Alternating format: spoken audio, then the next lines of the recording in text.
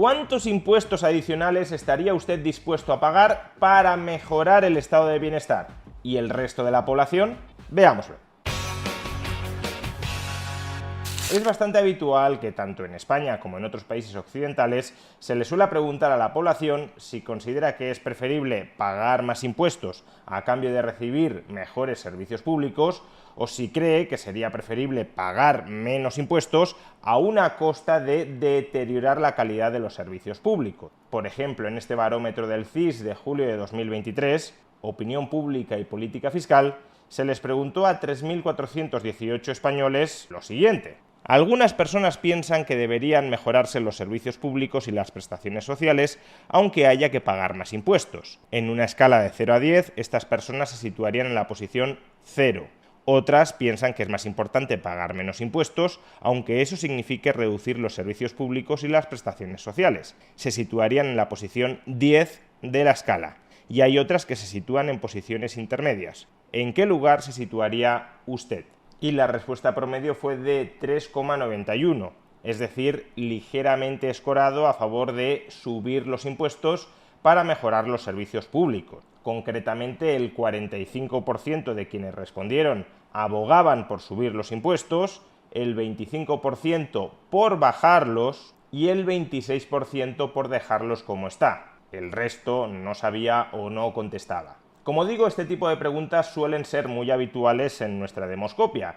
Sin embargo, y por desgracia, no se les suele preguntar a quienes responden que son partidarios de subir los impuestos para mejorar los servicios públicos dos cuestiones adicionales. La primera cuestión adicional que no suele formularse es si ellos personalmente están dispuestos a pagar más impuestos para mejorar los servicios públicos. Con la cartera ajena todos podemos ser muy generosos y pensar, por consiguiente, que es necesario subir impuestos para mejorar los servicios públicos. Pero la cuestión, claro está, es si uno, personalmente, prefiere pagar más impuestos a cambio de recibir mejores servicios públicos o no. Porque si cree que los demás deberían pagar más impuestos para que él reciba mejores servicios públicos, pues entonces blanco y en botella. Y la segunda cuestión, vinculada con la anterior, que tampoco suele formularse a quienes han respondido que sí, que consideran que es necesario pagar más impuestos y que sí, que ellos están dispuestos a pagar mayores impuestos, es ¿cuántos impuestos más tú personalmente estás dispuesto a pagar? Porque si uno a título personal está dispuesto a pagar pocos impuestos, poco van a mejorar gracias a él y a personas como él los servicios públicos. Pues bien, hace unos días el think tank británico Tax Policy Associates, cercano al Partido Laborista, es decir, no un think tank ultraliberal contrario a los impuestos y al estado de bienestar, realizó una encuesta entre los ciudadanos en la que formuló precisamente estas dos cuestiones. Y los resultados de esa encuesta fueron los siguientes. Primero, el 44% de los británicos se manifestaron a favor de subir los impuestos a cambio de mejorar los servicios públicos. Como vemos, un porcentaje muy similar al de los españoles. En España era el 45%, en Reino Unido el 44%. En segundo lugar, el 81% de los ciudadanos que consideraban necesario subir los impuestos para mejorar el estado de bienestar estaban personalmente dispuestos a pagar ellos más impuestos. Es decir, que la mayoría de británicos no eran hipócritas, consideraban que había que pagar más impuestos y ellos, además, decían, luego estaría por ver qué hacen, pero decían estar dispuestos a pagar más impuestos. Hasta aquí todo más o menos bien para aquellos partidarios de un Estado mucho más grande. Sin embargo, démonos cuenta hasta este punto que el porcentaje de ciudadanos británicos dispuesto personalmente a pagar más impuestos para haber mejorado el estado de bienestar ya no era del 44%, sino el 81% de ese 44%, es decir, aproximadamente el 35% de los británicos. El 65% no estaba dispuesto a pagar más impuestos para aumentar el gasto, el 35%, algo más de un tercio, sí. Ahora bien, lo verdaderamente llamativo llega cuando se formula la tercera pregunta. Es decir, dado que usted dice estar dispuesto a pagar más impuestos para mejorar el estado de bienestar, ¿cuántos más impuestos está dispuesto a pagar por año? Pues la mayoría de los que decían que ellos sí estaban dispuestos a pagar más impuestos para mejorar el gasto público, también afirmaban que ellos no estaban dispuestos a pagar adicionalmente en impuestos más de 100 libras al año.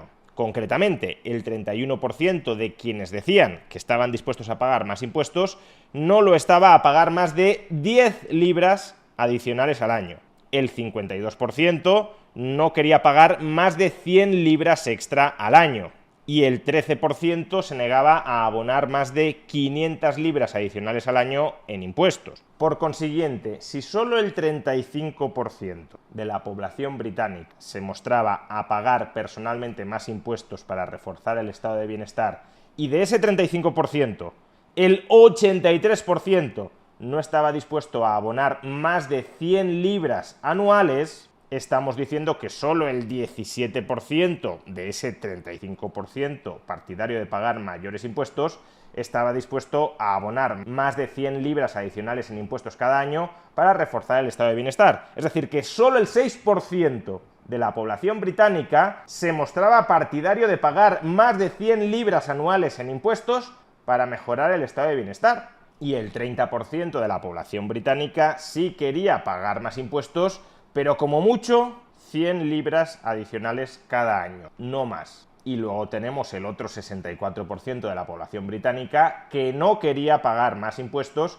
para mejorar el estado de bienestar. 6% dispuesto a pagar más de 100 libras adicionales cada año, 30% dispuesto a pagar menos de 100 libras adicionales cada año, 64% no dispuesto a pagar nada más cada año. Por poner estas cifras en perspectiva, si el 30% de la población adulta española, es decir, de la población que es potencialmente contribuyente, pagara cada año 100 euros adicionales en impuestos, la recaudación total aumentaría en 1.200 millones de euros. ¿Y cuánto es 1.200 millones de euros? Pues el equivalente al 1,3% del gasto público en sanidad de España, o el equivalente al 0,17%, repito, 0,17% del gasto público total del Estado español. Vamos, que si trasladáramos las preferencias fiscales de la población británica a España, que no tienen por qué ser equivalentes, aunque ya hemos visto que el porcentaje partidario de pagar más impuestos sí coincide, como mucho conseguiríamos incrementar el gasto público del Estado español en un 0,17%. Y este es el motivo fundamental por el que ningún político que quiera ganar las elecciones promete subir de manera muy intensa los impuestos al conjunto de la población. Que luego lo hacen, pero desde luego no lo dicen, porque la inmensa mayoría de la población no quiere pagar más impuestos. Y por eso, cuando la izquierda concurre a las elecciones, lo que promete es que subirá mucho los impuestos, pero solo a los ricos, no al conjunto de la población, sino solo a los ricos. Porque si dijera, como hace, que va a subir los impuestos mucho al conjunto de la población, el conjunto de la población no la votaría, porque el conjunto de la población, la inmensa mayoría de la población, no quiere pagar muchos más impuestos, aunque ello suponga mejorar el estado de bienestar. Ahora bien, si la izquierda incrementa mucho el gasto público, como ese brutal incremento del gasto público no puede financiarse solo con impuestos a los ricos, termina siendo imprescindible subirles los impuestos al grueso de la población en contra de lo que se les ha prometido en campaña. Pero de nuevo, para que el grueso de la población no sea consciente de que la izquierda les ha mentido cuando les ha prometido que no les subiría mucho los impuestos, nuestro sistema fiscal termina siendo un sistema fiscal muy poco transparente. Es decir, que el ciudadano promedio no es ni remotamente consciente de los muchos impuestos que paga y de cuántos impuestos adicionales paga cada año.